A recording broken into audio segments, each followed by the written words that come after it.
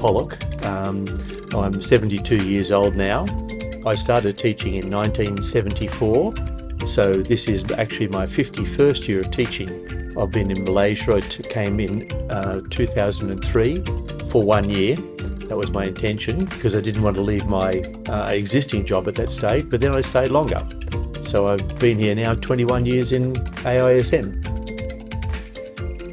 During my high school, like years 11 and 12, I wasn't exactly sure what I wanted to be, as many people aren't. My choices were teacher, airline pilot, or electrical engineer, or those are my hobbies and that. By the time I finished my high school certificate, I narrowed it down to two things, teaching, electrical engineering. And so what I thought I would do is I'd start out with teaching, to get the teacher's degree first off, like science and education.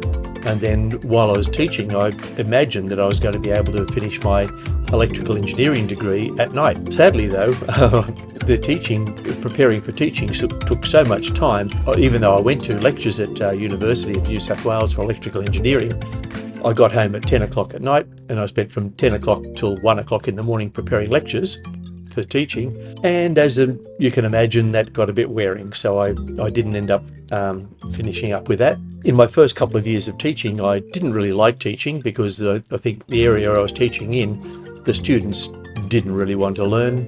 They just wanted to get out of school and go surfing in the afternoon. So yeah, but I eventually ended up liking teaching. Became head of department in mathematics for 19 years. Mostly it's the students. The subject matter, as you know, I've taught time and time again. My younger brother has retired from teaching. Like, he used to write physics textbooks as well as teaching in Australia. He's retired, and I thought, I don't want to be where he is. I mean, he doesn't go anywhere or do anything much, doesn't interact. I enjoy the interactions here. I enjoy watching students learn. The most challenging is to try and interest students who don't want to learn and get them to sort of turn around. I've been moderately successful, not always successful with that. On the other challenging side of it, it's working with students at the other end of the spectrum, those who really do want to learn and want to go above and beyond what we teach in schools, almost do university style questions while they're at school. Well, the fulfilling part for me is like I can see students' body language. You can read how well they understand the question.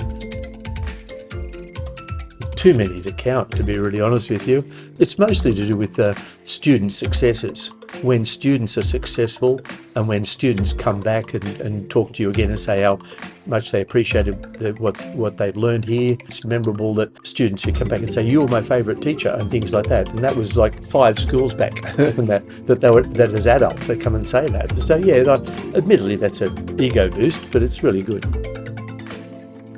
The difficult one, I was originally planning to go back to Australia at the end of next year when my daughter finishes her higher school certificate, but that was a while ago. I'll probably be teaching for another 4 years maybe, I think, at AISM, yes. And I will do tuition then, like going back there to Australia. I want to keep my mind active. I mean, it's sort of like, from Australia, it's a bit more difficult to go on holidays than it is from Malaysia.